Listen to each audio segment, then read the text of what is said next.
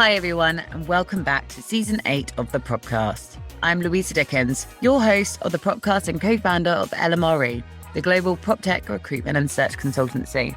The aim of each episode is to introduce you to a PropTech innovator and discuss how their work has created a shift in focus when it comes to digitalizing the built environment. If you're interested in finding out more about PropTech or applying for a job in this space, or keen to know who the big players are that are moving and shaking the real estate industry, we have you covered. And we'll be bringing you an episode each week to connect you to the VCs, PropTech startups, and real estate professionals from around the globe.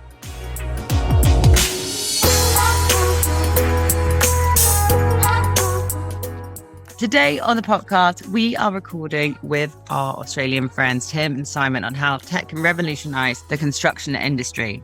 Now, Tim is the founder and CEO of canibuild, a world-first hyper-growth PropTech that is transforming the construction landscape. We're also joined by one of Tim's major clients, Simon Curtis, who is the Chief Operating Officer of Gardner Homes. So welcome to the Propcast, Tim and Simon. Thank you, Lou. It's a pleasure to be on the podcast, and we're looking forward to having a chat about construction technology. So thank you for having me. Yeah, absolutely, Louisa. Yeah, great to be on your podcast. Really looking forward to it.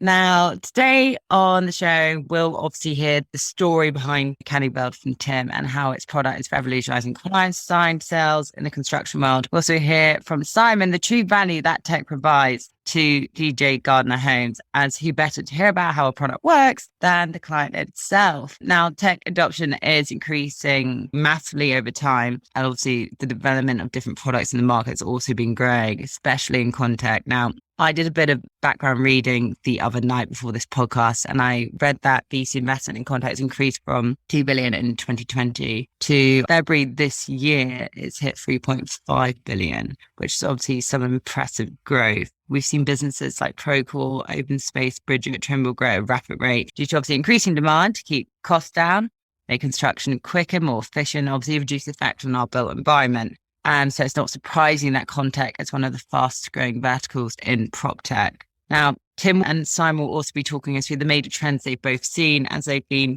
in this space for a lot longer than, I'm sure a lot of our listeners. And they'll be talking about what are ConTech's key technologies. And we'll also finish off with what's next for their businesses. So without further ado, I'd love to get started with the podcast. So Tim, why don't we start off with you? Why don't you talk us through your journey to founding canibuild? Your background's construction and development in tech, not seen that sort of experience everywhere. How did you get to the place you're in now? Yeah, thanks. It's a bit of a weird interconnect. And while I've got a background in computing science, I'm also a builder. So somewhere in my career choices, I went left when I should have gone right. And it's been a long, winding road. But in my sort of experience, I started off in computing science. I very quickly, in the dot-com crash, jumped over into construction. And I've spent quite a few years developing a construction company that was focused in the granite flat industry and building circa 200 projects a year. And over those quite a few years in the construction industry, there was a lot of things, and I never lost my love affair of technology, and I was always trying to approach things a little bit different. Basically, from that on the ground, boots on the ground experience, I tried to start seeing how technology can better improve construction. And one of those aspects was how construction is sold. So that sort of was the seed in terms of the thought process of what is today canibuild. So we've been developing this application for the better part of 6 years. And we've gone to market just shy of 2 years ago. And we've had a tremendous amount of traction. So I think experience on the ground has helped form what canibuild is today. And it's sort of understood by builders.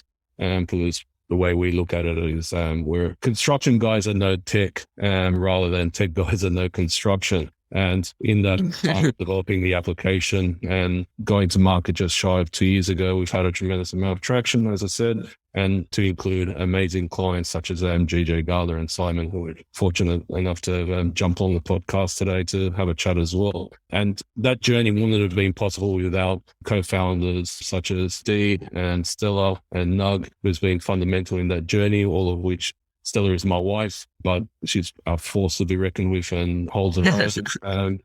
And Dee and Nug has been instrumental as well. They're also tech guys, but from construction, so engineers And with a tech leaning and all that sort of knowledge has sort of formed the basis of what canibuild is today, together with the fantastic team around us as well. So that journey has brought us here, and privileged to have a chat about canibuild alongside companies like GJ Gardner, which is amazing. Can I also just sort of add in, it's not often that you have, say, a founding team, which generally is from construction and tech. With that background, usually you have, say, two co-founders, so one is the real estate person and one is the tech person. Having that balance is, well, I'm sure your business is very attractive to the VC and investment world. It's just so important to have all that sort of knowledge together. And if you have it from so many people at a senior level, it's quite powerful. Now, Tim, can you elaborate for our audience a little bit more about your product as well? Because obviously I know you've grown dramatically over in the APAC sort of region, especially sort of Australia. But in layman terms, to talk us through, what does canibuild product actually do? And then obviously Simon will sort of bring you in after to sort of elaborate a little bit more on that and how it services GJ Gardner. Yeah, no, 100%. So basically what canibuild is, it's a client-facing sales application tool for construction companies. So if you ever had built a house or a pool or a shed or a granny flat or an ADU before, basically anything on a block of land, you can imagine that it was probably not the smoothest of processes. It was a little bit antiquated, and the process where someone might come out to your site or scribble something on a grid paper and then have to say things like, let me go back to the office and get back to you, and sort of try to figure out whether or not you can build that house on that block of land. So what canibuild does is it condenses all those many steps into a single transaction where you can answer that presumably easy question, can I build that house on that block? So it does all the compliance. It visually shows how that build looks on that block of land. It takes into account factors such as contours. So all parties can visually see what's happening. And the end result is a much smoother and less friction process of selling, and where clients get a clear view of what their build might look like and what's involved and what's the next steps. And from a builder or contractor's perspective, and they're able to answer those sometimes trickier questions quickly and easily. And that's what basically canibuild does. And it's packaged up in a platform that's online. There's nothing you have to download, and it's as simple as putting in an address and choosing your build and seeing how it looks on your block and ticking it off. Nice. The simpler, the better. I love that. Well, everyone listening in, check it out.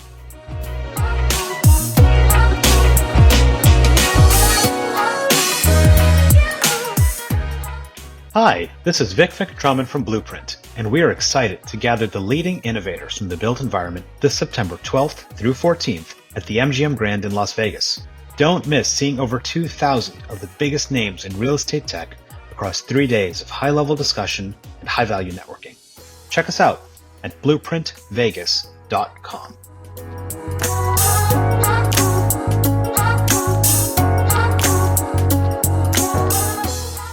And now, Simon, you're obviously one of the major sort of clients.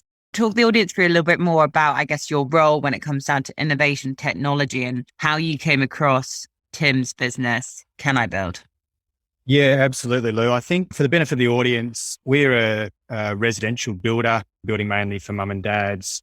But importantly, we're a franchised business. So we're a franchise builder across Australia, New Zealand, and also in the US. In my role, I look specifically after the New South Wales, ACT, and WA states of Australia.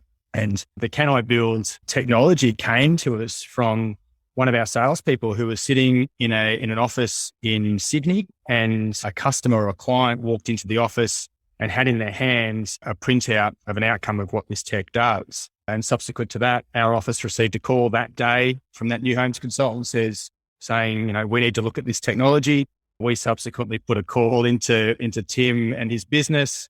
And in a relatively short space of time, we adopted the technology. And from our perspective, what we used to do prior to this technology is we'd have a mum and dad walk into a sales office or a display home looking to build a house. And we'd ask them, do you have a copy of your survey plan or plan of disclosure, something that shows your contours and your easements? We would then scale that on a photocopier. We would then be, pencil drawing in the major sort of encumbrances on the site, such as setbacks, easements, and so on and so forth. And then we would then overlay, again, using a photocopier, a floor plan to scale on top of this document. And what the tech does for us now is that, across the New South Wales, for example, we've got 80 odd new homes consultants. When you come into our office, we'll type in your address. It'll bring up your mapping image of your property, complete with those encumbrances that I mentioned before, contours, setbacks, easements, and so on. And we are then able to, Tim and his business have all of our 600 plus home designs plus facades loaded into the technology. We can then, using a smart function, determine which house will fit on that block of land, be it a single story or a double story, and be able to demonstrate to the customer really quickly the type and style of home that will suit their block of land. And from our perspective, it also means that we don't have 90, in this instance, 90 sales consultants in New South Wales trying to remember all of the setback requirements of all of the different land estates that are in and around them. The technology does that for us. So we're really looking to understand what the client is wishing to build, and then using canibuild, able to demonstrate how the house will be positioned on their block of land, best suit that block of land. It's been an incredible change for our business. Yeah, well, I've got 2 questions on this, and who knows what questions the audience have, and if they do, please write into Tim about the product. How much time does this save? That's a question for you, Tim. But then Simon, with your 80, 90 sales consultants, for them to use this tech, how easy has it been to train them or make sure they use it and benefit from that? Because I think this is the problem with loads of businesses, even the ones like Gel Technologies who are so forward thinking, have so many products. It's actually getting the staff to think, hey, this can really help me. Let's spend some time upskilling ourselves. So Tim, maybe you can answer the question about how much time it sort of saves. And then Simon, I'd love to hear a little bit more about how you've gone about the whole upskilling element. In terms of the time saving, you have to imagine that a sales consultant is needing to sort of answer quite a few sort of questions that might presumably look easy. So from a client's perspective, just even getting the documentation or even visiting the site or scheduling a time to have a chat might take days to weeks. So there's a lot of time that escapes. Also, to be able to visually show a build on a block of land, and typically it may have involved a draftsperson sketching up something roughly, or even a sales consultant drawing up something roughly on grid paper. Typically, it's not done in front of the client. Sometimes it might be done back at the office. That might be done the next day or the day after that. And then it might involve corresponding with an engineer or a town planner just to verify whether or not that build is too big or breaches a setback. So you can imagine all the back and forth. And as the information comes to light, the client might then sort of tweak their sort of expectations based on budget or the outcome of those other discussions. So this back and forth process might take weeks. So canibuild basically collapses all of those. So you're taking week down to potentially just the same day, the same city. And that's an amazing sort of turnaround, and doesn't detract from the human touch, the human element. It just brings forth some of those answers that may have otherwise required other people that those sales consultants have to sort of go back and correspond with. So the short answer is down to, if not minutes, but the same day or the next day, to be able to sort of answer those questions straight away. So it's pretty dramatic change. I can imagine that also quite, Simon, you can probably answer this for me. That's quite a good way of retaining buyers and not letting them go to competition. Because I know when I was looking to buy, I would just you speak to so many different sales consultants or developers and businesses, and it's very easy, I'm sure, for you to lose a customer. But if you have this technology, I guess it's a competitive market out there. So retaining them must be, using this tech must be pretty helpful. Yeah, absolutely. So it's, it's all of that, I think, Lou. And I think the one thing you don't want to do is, as you say, detach from your customer, and, you want to stay engaged, but also you want to demonstrate knowledge. And I think, we've always done this very well, being able to demonstrate knowledge. Our sales consultants, probably have always done a little bit more than a lot of our competitors. So they've always had to have the knowledge of setbacks, encumbrances and easements and so on that are in different land estates. Now, this allows us to show the customer in real time. They can see their block of land in real time. It allows us to keep the conversation, as you said, keep the conversation going without detaching. And whether that be on an existing land estate, on a development that is to be built out, or on a home that's to be knocked down and rebuilt, the engagement is probably one of the true benefits of it, because the customer can, see on a screen or a smart TV, exactly what the floor plan is looking like, and be able to adjust that floor plan accordingly in real time.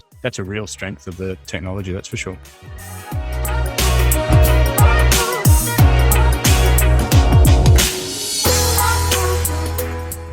I was doing some research the other day. Can you believe it that some of the biggest companies in the world didn't exist 30 years ago, the likes of Facebook and Uber? On the other hand, real estate is a total juxtaposition, being the oldest asset class in the world. We often hear about the property industry being a slow mover, and the need for prop tech is clear to improve solutions and take advantage of the data being gathered. We saw 21 billion in investment into prop tech in 2020, and it was predicted a further increase of 25% in 2021, which has already been surpassed, which means there'll be plenty to talk about when it comes to the innovation of the built environment. EY reported that 53% of real estate owners think that they don't have the in-house talent to adopt technology successfully. Without technology-minded talent and leadership, the implementation and widespread adoption of your product might be proving tricky. If that is the case, we are here to help. So head to our website, LMRE.tech, and we can find the right talent for your company's needs.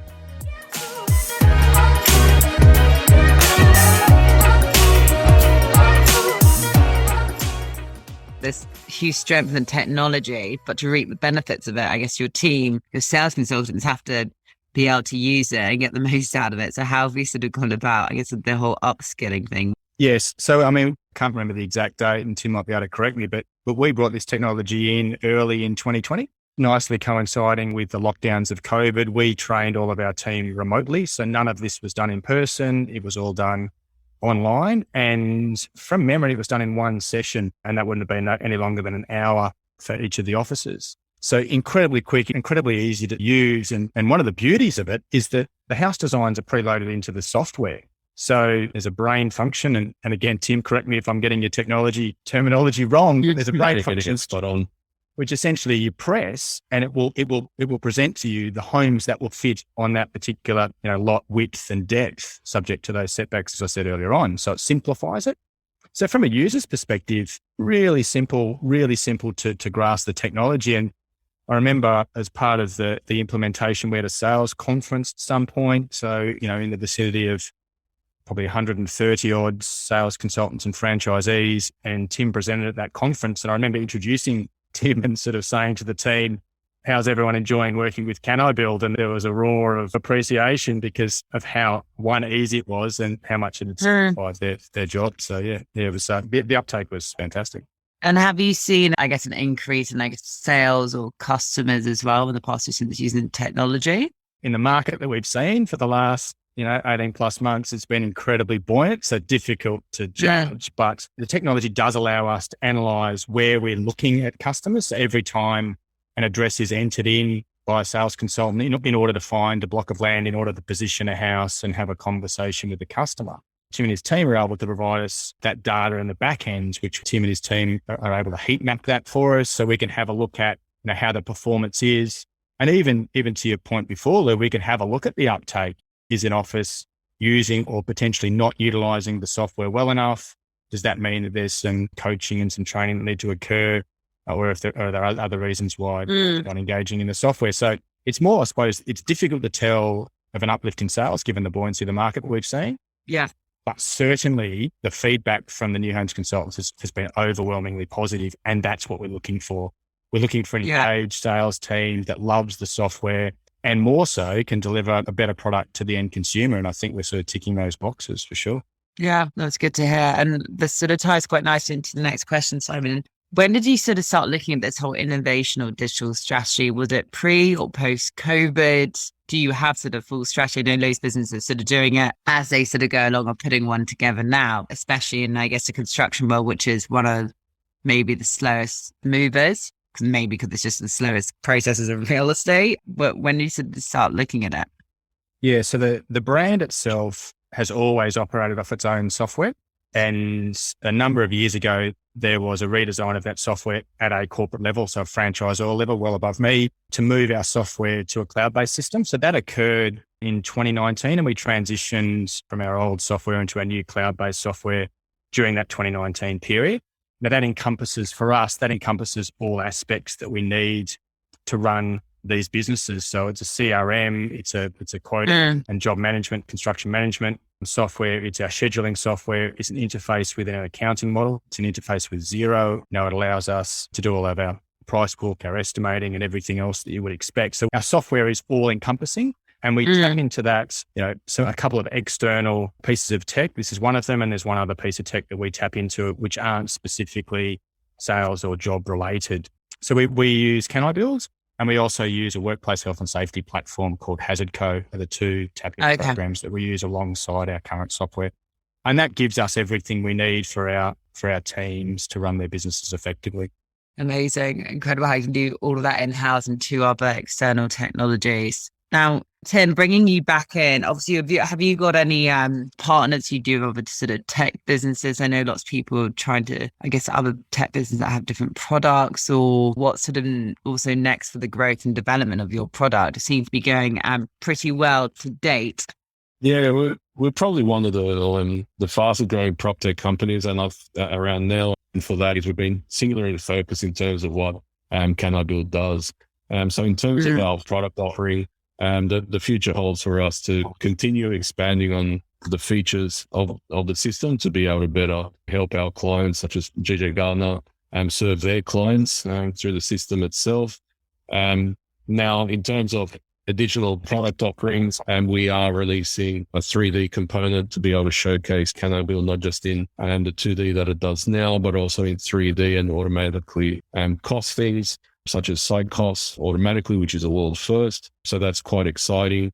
And there's also marketplace opportunities within canibuild where a lot of our clients are transacting things like bushfire reports and engineer reports and even architectural reports, particularly in the pool industry within the platform. So that's where we're sort of pushing forward. And also in terms of geographies, we're also expanding further our footprint in the United States because we do cover Australia, New Zealand and the US. And that in the US is starting to expedite quite rapidly as well, which is quite exciting. Yeah, I mean, there's a huge opportunity there for you in the US. So that's super exciting. Now, you've both been in this space at some time. Are there any sort of major trends which you guys can sort of pick out, which you've seen across sort of construction and also, I guess, everything that's been happening in the world, whether it's in the pandemic or see what's happening to the Ukraine? And what are you sort of forecasting for the next sort of couple of years? Are you both going to see growth and adoption in tech? Is it because obviously people are more reliant on it? What are you guys forecasting? So maybe let's start with major trends and then with future predictions. And Tim, do you want to go for that one first?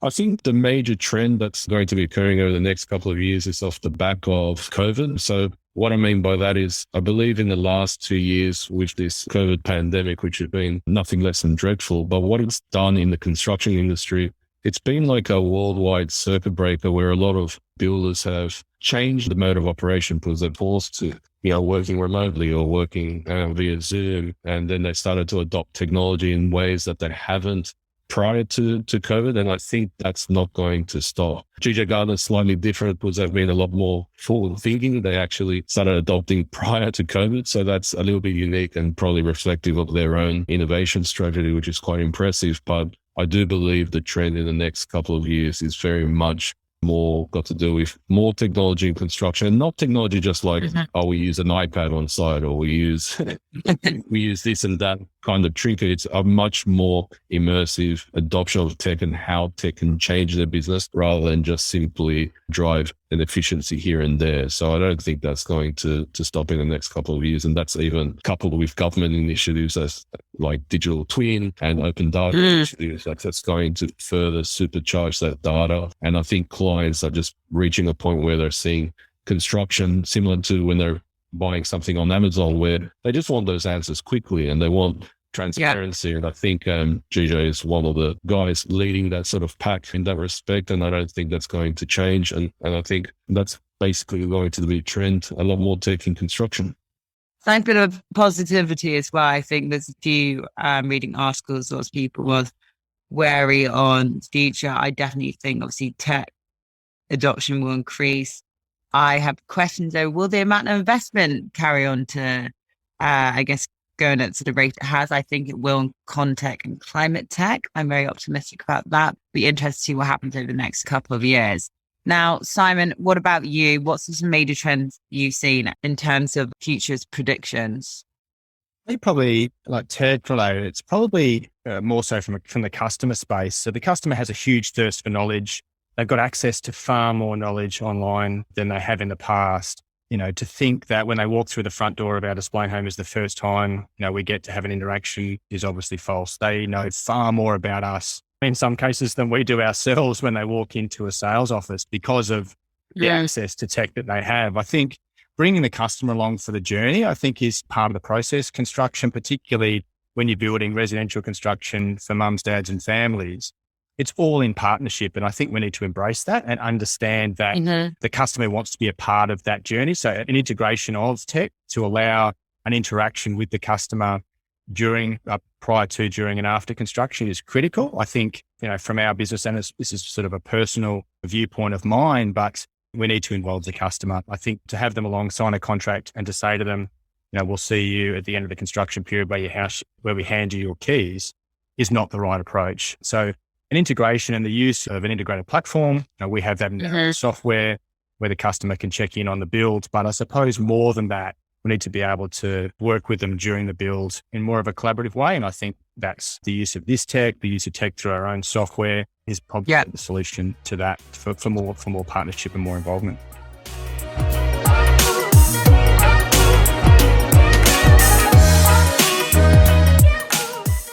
Hi, I'm Anthony Slumbers from the Real Innovation Academy, home of the Future-Proof Real Estate course, designed to accelerate your real estate career. To learn more, please visit realinnovationacademy.com/LMRE for details and a 25% discount.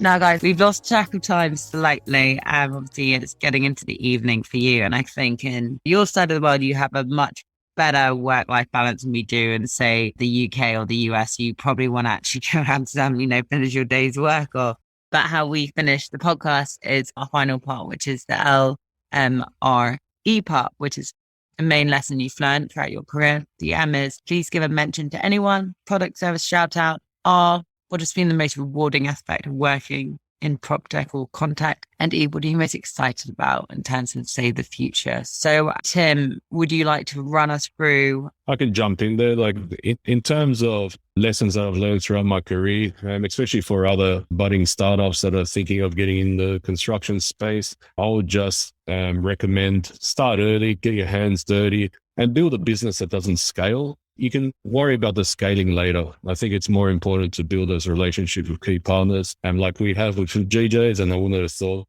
2 years on we'll be on the podcast talking side by side. I can tell you that. So I'll recommend start earlier and just get your hands dirty and don't, hide behind the emails and EDMs and things like that. And in terms of shout out, I'd like to do a quick shout out to all our current clients, but in particular, I just want to thank Simon for taking the time to join us as well. And what GJ has done, I think Simon's been quite modest in the way he's explained things, that it's an amazing group of franchises. And the feedback from them is that sort of coupling of tech innovation and also that holistic embracing of the franchise network as a whole. I think every single one of those franchises have expressed an amazing sort of gratitude to the group as a whole.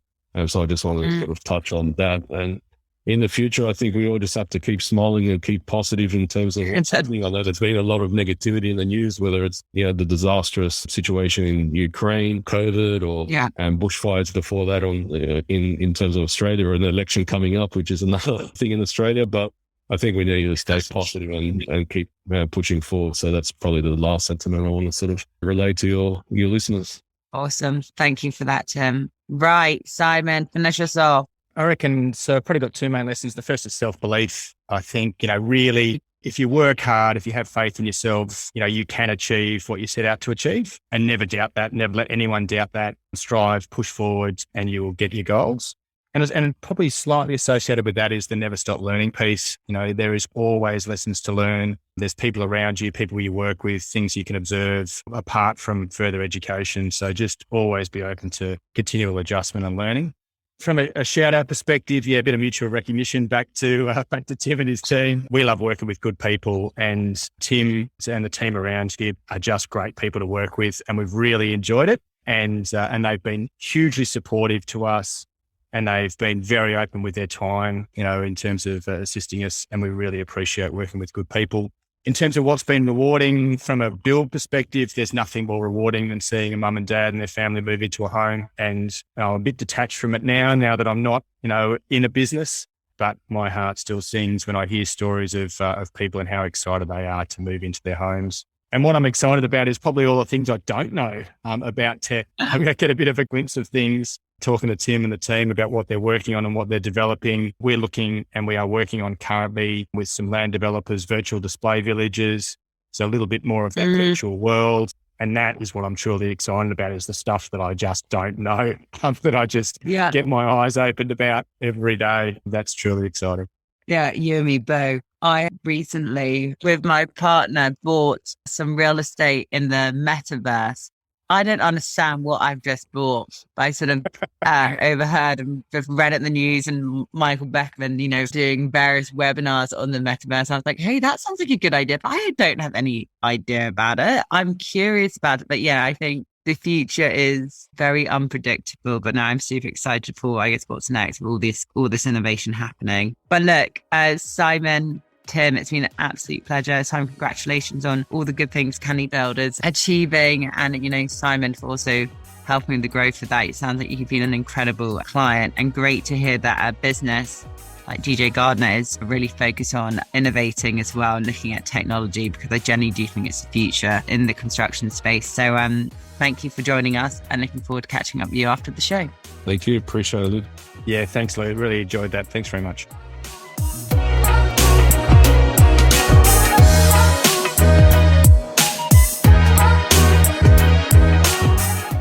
Thank you for joining us this week on the Propcast, and a big thanks to our guests and our sponsors, ConTech and ReamTech. Make sure you visit our website, lmre.tech, where you can subscribe to our newsletter, keep up with our industry news and events, or if you're looking for your next career move, it's all on there. The Propcast can be found on iTunes, Spotify, and YouTube, where all good content is found. Whilst we're at it, if you found value in the show, we'd appreciate it if you could spread the word and tell a friend about it, or even write us a review. And I'll catch you next week.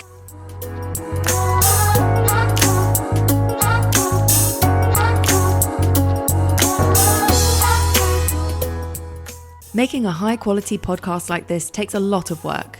That's a fact. But not when you hire Copus. With our white glove experience, we handle everything for you. From guest outreach all the way through to publishing and promotion, we handle it all. You show up to hold great interviews and build relationships with your guests, and we take care of everything else. Podcasting is not just about the audience. Every podcast interview is the start of a new relationship. With a weekly podcast, you would build relationships with 52 ideal partners or prospects through your podcast interviews over the next 12 months. Do you believe that 52 new relationships would grow your business? We do.